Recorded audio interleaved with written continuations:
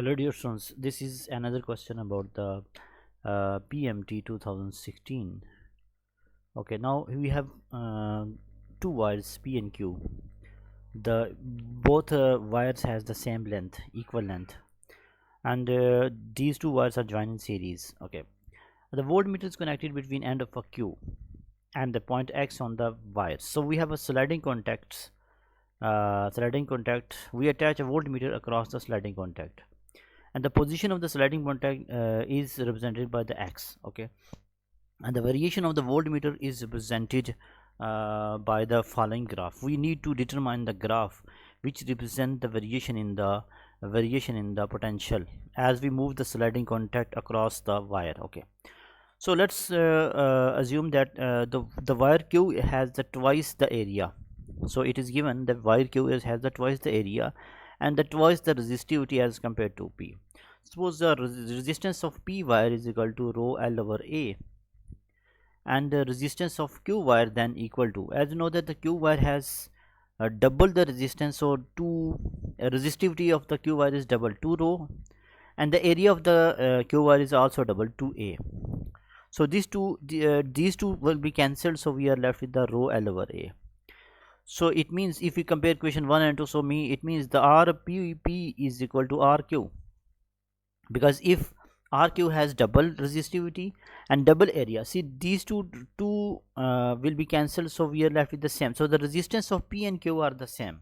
Okay, if the resistance of P are Q the same, so this is the potentiometer setup. So for example, the ratio of their resistances, as we know that according to potentiometer, resistance of their ratio of their resistances between P and Q, RP over RQ, is equal to voltage VP over VQ, VP over VQ, so that the total potential is divided into two steps. Okay, now if our sliding contact is at this right side towards the negative terminal, so the length of the wire is 0, so that the total resistance is equal to 0.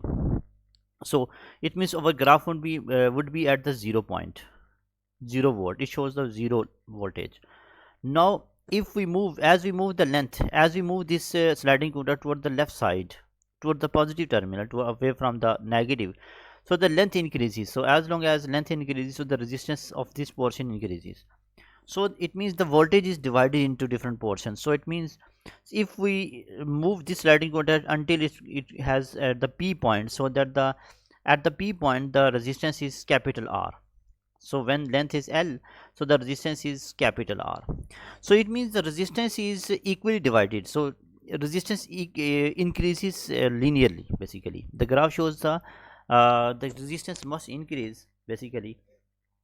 So it means as we are on the right side, the resistance voltmeter shows the zero potential. At the left side, we have the potential is maximum, but the graph must show the straight line. So this one, B, is the correct option. B shows the correct option, that the graph shows the straight line, because the resistance of P and resistance Q is the same. So as we move the sliding contact toward the left side, so that the graph shows the straight line. Okay, so we have its slope is actually the negative. You can see the slope becomes negative because the voltage across towards the left side, the voltage increases to maximum value. Towards the right side, the voltage decreases until it becomes 0. So it's a negative slope. Why it is negative slope? Because you know that the voltage, when we move the sliding contact towards the right side, the voltage drops. So it drops. So that's why it's a negative slope. So B is the correct one. A is wrong, because the resistance of P has different slope as compared to the resistance of Q. This is wrong. This is C is also wrong. The resistance of V the slope of the graph P and Q is the different. Similarly for the D, the resistance of P and Q is the different behavior, so that's why. But at this central point, it has a slightly dip, so it's also wrong. So the B is the correct option. Okay, thank you.